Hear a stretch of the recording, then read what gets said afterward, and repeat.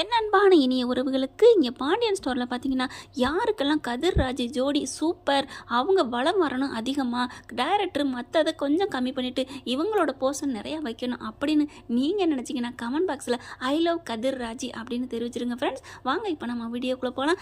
ஆமாங்க, இனிமேல் இவங்க 2 பேரோட சீன் தான் அதிகம் வைக்க போகிறாங்கன்னு தான் எனக்கு தோணுது. இப்போ பார்த்தீங்கன்னா கதிர் முகத்தில் அவ்வளோ வெக்கம், புது மாப்பிள்ளை மாதிரி அண்ணன் தம்பி சித்தப்பான்ட்டு மாமான்ட்டு எல்லாரும் அப்படி கலாய்க்கிறாங்க. அதை மீறிக்கிட்டு தான் நான் என் முக்கியமான வேலைக்கு போகிறேன்ட்டு போகிறாரு. முக்கியமான வேலை என்ன வேலை? அது ராஜி பாவம் என்னை கூட்டிகிட்டு போன்னு சொன்னால் நான் மறந்துட்டேன், தூங்கிட்டேன், அதனால் நான் கூட்டார போகிறேன்ட்டு போகிறாரு. ஆஹா, முக்கியமான வேலையை பார்த்துக்கிட்டீங்களா அப்படின்னு கலாய்க்கிறாங்க.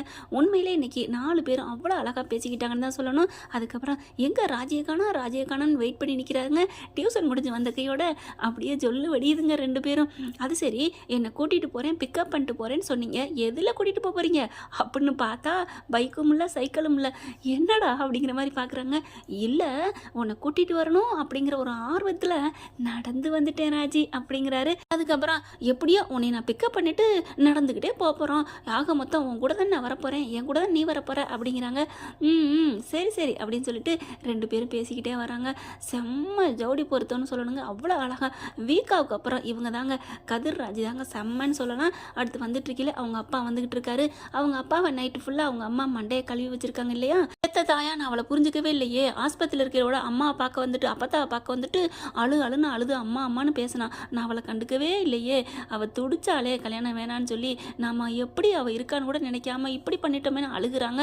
எவ்வளோ கஷ்டத்தில் அந்த வீட்டில் இருக்கான்னு புரியலையே, நான் என்ன பண்ணுவேன், பிடிக்காத கல்யாணம் சொல்லிட்டு நல்லா வச்சுக்கிட்டாங்களா, அதெல்லாம் கதிர் பையன் நல்ல பையன் தான், ஆனாலும் எப்படி அவன் மனசுக்குள்ளே சோகத்தை இப்படி இருந்திருக்கேல, நம்ம ஆணவமாக நினச்ச அந்த குடும்பத்தை வேற பழி வாங்கிட்டோமே, நான் ஒரு நல்ல தாயே இல்லைன்ட்டு அழுகுறாங்க. தோளில் சாஞ்சிட்டு முத்துவேலு மலை மாதிரி இருந்தவர் பனி மாதிரி தடவி கொடுக்குறாரு பொண்டாட்டிய. நீ கவலைப்படாத, நான் எல்லாம் விசாரிச்சுக்கிறேன் போதுமா அப்படிங்கிறாரு. பக்கி நீ சொல்லலாம்ல, ஓ மருமையை நல்ல வேண்டி தங்க கட்டிடி தகர பெட்டி இல்லடி, கிரவுண்டெல்லாம் கூட்டிகிட்டு போயிட்டு நம்ம புள்ள ஆசைக்காண்டி நல்லா ரன்னிங்லாம் ஓட சொல்லிக்கிட்டு இருக்கான், எசையாக்க பார்க்குறான் அப்படின்னு சொல்லியிருக்கணும் கூறுகட்ட குக்கரு. ஆனால் எதுவுமே சொல்லலை. அப்புறமா பைக்கில் போயிட்டு இருக்காரு புட்டு புட்டு புட்டுன்னு. கரெக்டாக இவங்க 2 பேரும் பார்த்தோன்னே அப்படியே அங்கனே நிப்பாட்டிட்டு ராஜி அப்படின்னு சொன்னா என்ன, உன் முத்துவோட மொத்த சொத்துமா விழுந்துரும். பார்த்தா அங்கிட்டு போய் தள்ளி நிற்கிறாங்க. அப்பா நிற்கிற பார்த்துட்டு தனக்காத்த நிற்கிறாங்கன்னு ஓடி வந்து அப்பா அப்படின்னு பேச ஆரம்பிக்கிறாங்க. ஆனால் நம்ம கதிர் வந்து கொஞ்சம் டீசெண்டாக ஒதுங்கி அங்கேயே நின்றுக்கிறாரு. ராஜி தான் பேச ஆரம்பிக்கிறாங்க. அப்பா நான் சொன்னதெல்லாம் உண்மைப்பா, என்னை மன்னிச்சிருங்கப்பா, அந்த குடும்பம் எந்த தப்பும் பண்ணலப்பா, அத்தை குடும்பம் ரொம்ப நல்ல குடும்பம் அப்பா, அப்பா உங்கள் தங்கச்சி என்றைக்குமே நம்ம குடும்பம் நாசமாக போன்னு நினச்சதே இல்லைப்பா அப்படி இப்படிங்கிறாங்க. அது சரி, அதெல்லாம் இருக்கட்டும், நீ அந்த வீட்டில் நல்லா இருக்கியா அப்படிங்கிறாங்க. என்னப்பா இப்படி ஒரு கேள்வி, ஒரு பொண்ணு நல்லா இருந்தால் தானே அந்த வீட்டில் இருக்கவங்க நல்லவங்கன்னு சொல்ல முடியும், என்ன அவங்க குடும்பப்படுத்தியிருந்தா அவங்களாம் நான் எப்படி நல்லவங்கன்னு சொல்லுவேன்ப்பா அப்படிங்கிறாங்க. ஆமாம் அப்படிங்கிற மாதிரி அவருக்கு அப்போத்தான் உரைக்குது மரம் மண்டைக்கு. நீ நல்லா இருக்கியான்னு சொன்னது அதெல்லாம் இல்லைம்மா, உன் புருஷன் கூட நீ நல்லா இருக்கியா, நல்லா வச்சுக்கிறாரா, அதைத்தான் நான் கேட்குறேன் அப்படிங்கிறாங்க. அப்பா நல்லா வச்சுக்கிறாரான்னு கேட்டியப்பா, இதுவே எனக்கு சந்தோஷம்ப்பா அவருன்னு சொன்னது. அப்பா கதிர் மாதிரி ஒரு பையனை பார்க்கவே முடியாதுப்பா, நான் தெரியாமல் ஓடி பண்ணேன், அவன் கூட வாழ்ந்திருந்தேன்னா இந்நேரம் என் உயிரை இருந்திருக்காதுப்பா, அதையும் அவங்க அம்மா சொல்லி அழுகிறாங்க. அவன் உயிரை விட்டுருந்தா நமக்குன்னு இருக்கிற ஒரு வாரிசு போயிருக்குமே அப்படின்ட்டு அப்படி துடிக்கிறாரு. ஏமா அப்படிலாம் சொல்கிற அப்படிங்கிறாரு. ஆமாப்பா, இந்நேரம் அந்த உலகத்தை விட்டே போயிருந்திருப்பேன், நல்ல வேலைப்பா நம்ம வீட்டில் இருந்ததை விட நான் அவ்வளோ சந்தோஷமாக இருக்கேன்ப்பா, கதிர் அவ்வளோ தாங்குறாருப்பா, எனக்கு ஆசைப்பட்டு இன்னைய வரைக்கும் படிப்பு எல்லாமே அவர் தான் பார்க்குறாரு, எனக்கு ஏதாவது ஒன்று வேணும்னா நீ ஏன்ட்ட கேளு அப்படின்னு சொல்லிட்டு ராப்பாகலாம் வண்டி ஓட்டுறது வேலைக்கு போய் அவங்க அப்பா கிட்ட எதையும் கை நீட்டக்கூடாது, நான் கல்யாணம் பண்ணி கூட்டு வந்த பொண்ணுன்னு சொல்லி அப்படி பார்த்துக்கிறாருப்பா. ஆனால் இனிமேல் கவலை இல்லைப்பா, பாவம் நம்ம பிள்ளைன்னு அவருக்கு தெரிஞ்சிருச்சு, இனிமேல் என்னை நல்லா தான் பார்த்துப்பாங்க, இது வரைக்கும் என்னை நல்லா தான் பார்த்துக்கிட்டாங்க அப்படிங்கிறாங்க. சரிம்மா சந்தோஷம் அப்படின்ட்டு கிளம்புறாங்க. அப்படியே மாப்பிள்ளையை பார்க்குறாரு. மாமா அப்படிங்கிற மாதிரி மாப்பிள்ளை அப்படிங்கிற மாதிரி பார்க்குறாரா, பக்கத்தில் வராரு. என் பிள்ளைய பத்திரமா பார்த்துக்கங்க, நான் இது வரைக்கும் உங்கள் அப்பா கிட்ட பேசினதே இல்லை, என் பிள்ளைக்காக தான் உங்கள் அப்பா கிட்ட பேசினேன், இன்றைக்கி நான் பேசுகிறேன்னா என் பொண்ணு நல்லா இருக்கணும் அப்படிங்கிறாங்க. அப்பா நான் தான் சொன்னேனே, இந்த மாதிரி கேள்வி நீங்கள் அவன்கிட்ட கேட்கவே தேவையில்லைப்பா, அவன் என்னை தங்கமாக பார்த்துக்கிறான்ப்பா, இதோ இப்போ கூட என்னை கூட்டிக்கிட்டு தான் வர்றான் அப்படிங்கிறாங்க. பார்க்குறாரு, என்ன நடந்து வர்றது கூட்டிகிட்டு வர்றது ஒரு பெருசா அப்படிங்கிற மாதிரி முத்துவேல் பார்க்க என்னப்பா நடந்து வர்றதுன்னு சொல்றியாப்பா? வண்டியில் போனால் 2 செகண்டில் வீட்டுக்கு போயிடுவோம்மா, நடந்து போனால் ரொம்ப நேரம் ஜாலியாக பேசிக்கிட்டே போகலாம்ல அப்படின்னு நான் ஏற்கனவே ஒரு வாட்டி சொல்லியிருக்கேன். அதனால தான் என் பேச்சை மதித்து எனக்காக வந்திருக்காருப்பா. நடந்தே போகிறோம் ஜாலியாக பேசிக்கிட்டே. இப்போ கூட நீங்கள் எங்களை பார்த்துருப்பீங்களே, சந்தோஷமாக தானே வர்றோம் அப்படிங்கிற புரிஞ்சுக்கிறாரு. கிளம்பி போகிறாரு. வீட்டுக்கு போகிற முத்துவேலு ராஜி அம்மாவை கூப்பிட்றாரு. கூப்பிட்டுட்டு இங்கே வா வா அப்படின்னு சொல்லிட்டு அவ்வளோ சந்தோஷமாக இங்கே நடந்ததை சொல்கிறாரு. என்னங்க சொல்கிறீங்க, நம்ம பிள்ளை நல்லா இருக்காளா அப்படிங்கிறாங்க. நல்லா சந்தோஷமாக இருக்காளா? சந்தோஷமாக இருக்கிறா, நீ கவலையே படாத. மாப்பிள்ளை உண்மையிலே அவள் சொன்ன மாதிரி தங்கம் தான். இது வரைக்கும் நம்ம அவன் குடும்பத்தை எவ்வளோ அசிங்கப்படுத்தியிருக்கோம். நகையை எடுத்துகிட்டு போனவனே ஓடுகாலி அப்படி இப்படின்ட்டு. ஆனால் நிறைய வாட்டி ராஜி கூட சொல்ல வந்தா.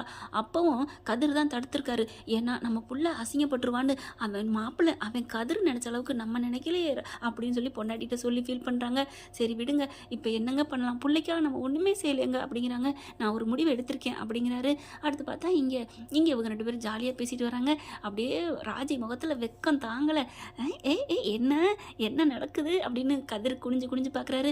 போ கதிர் போடா அப்படிங்கிறாங்க. என்ன அப்படிங்கல. இல்லை எங்கள் அப்பாவா என்கிட்ட வந்து பேசிட்டாங்க. எங்கள் அப்பாவை நான் தொட்டேன் தெரியுமா, அவ்வளோ ஒரு சந்தோஷம் இருந்துச்சு தெரியுமா, என் உடம்பே அப்படி சிலுத்துருச்சு தெரியுமா எங்கள் அப்பாவை தொட்டோன்னே அப்படிங்கிறாங்க. ஓ அப்படியா, அந்த மாதிரி ஒரு தொடுதல் இது வரைக்கும் நான் இனிமேல் அடைவேனா என்னன்னு தெரியல கதிர், அவ்வளோ ஒரு சந்தோஷம் இருந்துச்சு தெரியுமா. இல்லையே, அதை விட ஒரு சந்தோஷம் இருக்குது தெரியுமா அப்படிங்கிறாங்க. என்ன எதுக்கு எதை வச்சு சொல்கிற அப்படிங்கல. டக்குன்னு ராஜி கையை எடுத்து 2 உள்ளங்கையிலையும் வைக்கிறாரு கதிர். வச்சோன்னே இவங்க அப்படியே பறக்குறாங்க. அப்படியே தன்னை மறந்து மேலே மெய் மறந்து ரசித்து கண்ணை மூடுறாங்க. ஹலோ ராஜி மேடம் அப்படிங்கல. அப்புறம் தான் சுதாரிப்பாயி டக்குன்னு கையை உதறாங்க. என்னமோ சொன்னீங்க, அப்பா கையை தொட்டோன்னு அப்படியே பரவனேன்ட்டு இப்போ எப்படி இருக்குது அப்படிங்கல. அடே அப்பா தொட்டப்பயாவது மெய் சிலுத்துச்சு, ஆனால் நீ தொட்டோன்னு நான் மெய் மறந்து உலகத்தையே சுற்றி வந்துட்டேனடா, இவ்வளோ பறக்குதே, ஐயோ மின்சாரம் பாயுதே கதிர், உன் கையில் என்னடா வச்சுருக்க, கரண்ட் வச்சிருக்கியா கதிர் அப்படிங்கிற மாதிரி பார்க்குறாங்க. என்ன சொல்லுங்க மேடம் அப்படிங்கல. அதெல்லாம் ஒன்றும் இல்லையே, நீ தொட்டது என்ன ஒரு விறகுக்கட்டை எடுத்து போட்ட மாதிரி இருந்துச்சு, அவ்வளோதான், எங்கள் அப்பா தொட்டது மாதிரி இல்லை தெரியுமா அப்படிங்கிறாங்க. நம்பிட்டேன், உன் கண்ணு உன் முகம் மேலே பார்த்து மெய் செலுத்துது எல்லாத்தையும் நான் பார்த்தேன், ஐ நோ அப்படிங்கிறாங்க. ஐ நோ தான் நீ வாடா அப்படின்னு சொல்லிட்டு போகிறாங்க. இருந்தாலும் அப்படின்ட்டு திரும்பி பார்க்குறாங்க கதிர் அப்படின்னு வைக்க போகிறாரு. உண்மை தானே நான் சொன்னது அப்படிங்கல. ஆமாம் அப்படிங்கிற மாதிரி நான் ரசித்தேன் தாண்டா. அப்படியே உண்மையிலே அப்பா என்ன அம்மா என்ன ஆட்டுக்குட்டி என்ன, காதல் புருஷனும் இல்லையோ, காதல் இப்போ பண்ணுறேன் தானே, அதனால் நீ புருஷன் தொட்டா அது ஒரு சந்தோஷம்தான் அப்படின்ட்டு போகிறாங்க. இங்கே பார்த்தீங்கன்னா பழனிவேலை கூப்பிட்டு விடுறாங்க. பழனிவேல் என்ன கூப்பிட்றாரு அண்ணே அப்படின்னு வேகமாக ஓடி வராங்க. இங்கே பாண்டியன் எல்லாரும் எதுக்கு என்ன கூப்பிட்டு விட்டுருக்காரு அப்படின்னு ஒரே பரபரப்பாக இருக்காங்க ஆர்வத்தோட. இங்கே பழனி வராரு. ராஜி அப்பா கூப்பிட்டு வச்சு இங்கே வாடா அப்படின்னு கூப்பிட்றாரு. என்னண்ணே எதுக்குண்ணே கூப்பிட்டீங்க அப்படிங்கிறாங்க. ஆனால் அதுக்கு முன்னாடி அவங்க பேசுனதை சக்திவேல் பார்த்துட்டு வந்து வீட்டில் கத்துறாங்க. எல்லாரும் கூப்பிட்டு வச்சு விருந்து வச்சு திங்க போகிறீங்க, என் புள்ள மட்டும் கழித்தீங்கன்னா அப்படின்னு சொல்லிட்டு சண்டை போட்டு தான் போகிறாங்க. அடுத்து இங்கே பழனி வந்துடுறாரா. வந்ததுக்கப்புறம் பட்டி பேக் நிறையா ஏதோ கொடுக்குறாரு. என்னன்னு திறந்து பார்த்தா வெறும் பத்திரமா இருக்குது அது இதுன்ட்டு. என்னண்ணே என்ன பத்திரம் அப்படிங்கல. இது நம்மளோட சொத்து பத்திரம்டா, நம்ம வச்சு என்ன பண்ண போகிறோம், அதனால இது எல்லாமே என் வாரிசு, நம்ம புள்ள ராஜிக்கு தானடா, கொண்டு போய் கொடுறா அப்படிங்கிறாங்க. அண்ணே என்னென்ன நினச்சிட்டு இருக்கீங்க மச்சானை பற்றி அப்படிங்கிறாங்க. மச்சானை விடு, என் மாப்பிள்ளையை பற்றி நீ என்ன நினச்சிட்டு இருக்க அப்படிங்கல. உன்ட்டு ஒத்த பைசா தொட மாட்டாங்க தெரியுமா அப்படிங்கிறாங்க. டேய் நான் கொடுத்தேன்னு கொடுறா, அதெல்லாம் முடியவே முடியாது, அந்த சொத்து உன் காசு பணத்துக்காக அவங்க நினச்சி வாழ்ந்துட்டுருக்கான்னு நினச்சியா, சொந்தமாக வாழ்ந்துட்டு இருக்கிறது அக்காவும் மச்சானு, அவங்கள பற்றி உனக்கு இன்னும் தெரியலண்ணே, வேணாண்ணே நான் கொண்டு போனேன்னு வைவேன் என் மூஞ்சிலே விட்டு எறிஞ்சிருவாங்க, வேணாம் அவங்க கெட்ட பேர் எடுக்க வைக்காதீங்க அப்படின்னு கொடுத்துட்டு கிளம்புறாரு.